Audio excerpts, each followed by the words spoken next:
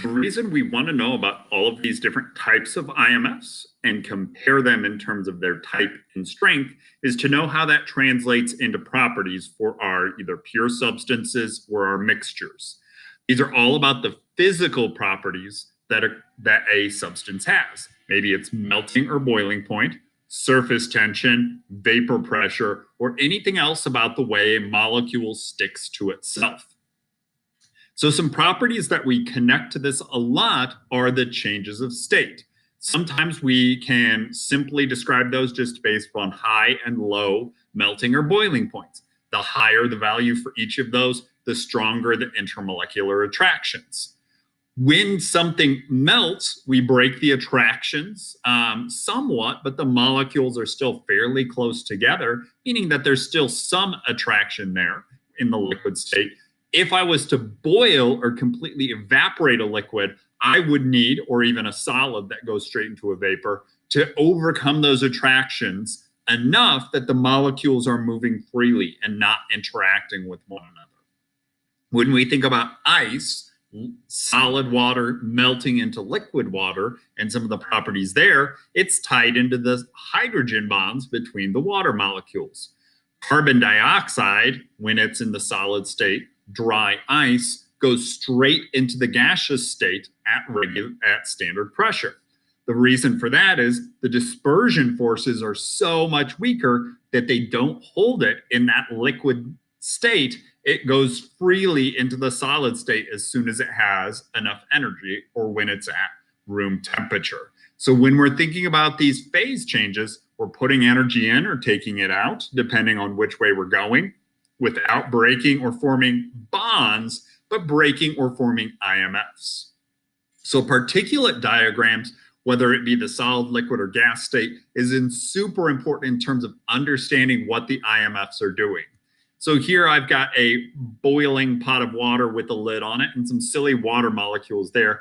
Not a great actual particulate representation, but thinking about those macroscopic properties. When you boil water and we have steam building up in there, when we've got this bubbling, and with the lid on, we'd have a back and forth equilibrium that can be described based upon, well, how many particles are here, how many particles are there, and what are the relative strengths at a certain temperature.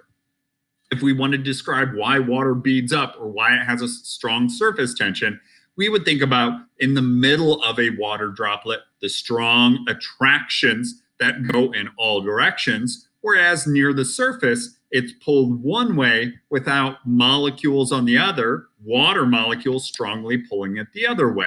So that's why this would kind of pull itself in, or why it would have that surface tension. We don't have IMFs as strong between water and air as the water to water attractions. So by looking at the particles, comparing and describing the IMFs, we start to understand why something may be a solid, liquid, or gas, or why there's a certain energy associated with changes of state.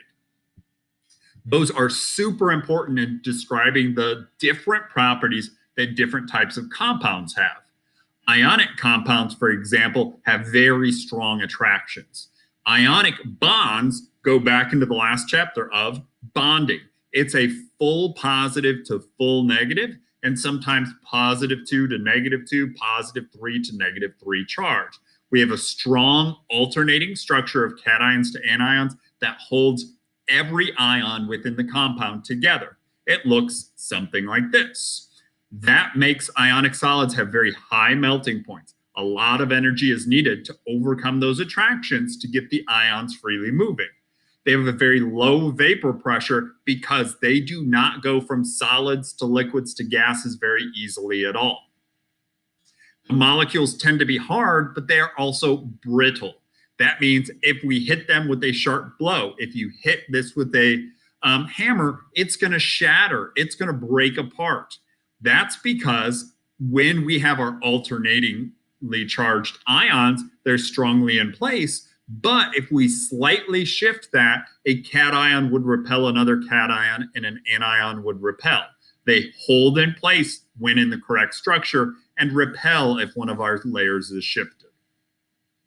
In the solid state, our cations and anions are held in place. Our electrons are stuck to either our positive or negative charged ions. They're a part of that ion. So in the solid state, they cannot conduct electricity. But if I take salt and I melt it, and this is important, melting means taking the solid, making it hot, turning into a liquid. Well, in a liquid, my particles move freely. Melted ionic compounds would conduct electricity. They would also conduct electricity when dissolved. Those movement of charged particles allows electricity to be conducted. Molecular solids are solids that are separate molecules, either polar or nonpolar, that are held together by IMFs. So this is supposed to be CO2 and this is I2.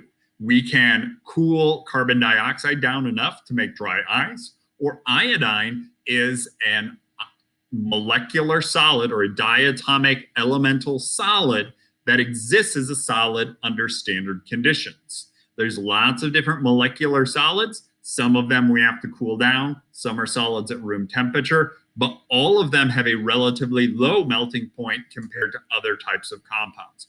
Wax, which is a solid at room temperature, melts fairly easily. The bonds themselves holding the molecules together are strong, but the IMFs are much weaker. We'll see this again with water, where we have a strong bond within the H2O, but even our strongest of IMFs, the hydrogen bond between them is significantly weaker. In terms of other properties, they don't conduct electricity because the electrons are held within the bonds and can't move freely. A special category of solids that are held together by covalent bonds are covalent network solids. Network means that they have a repeating crystalline structure. They're similar in the way that they look to ionic more so than they are to other covalent.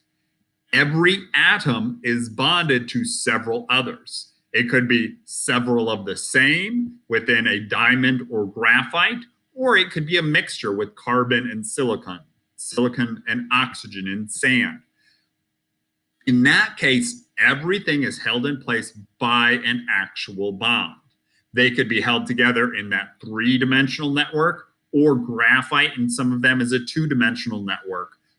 All of them have very high melting points because everything is held in place. They're rigid, they are hard, they do not change shape easily, they do not shatter apart easily, and they have a specific defined way that they look. A lot of covalent network compounds are made out of the carbon family, carbon, silicon, even sometimes down to germanium, because of their ability to form strong covalent bonds between things. So here we would be looking for a high melting point, but different properties maybe from ionic or metallic.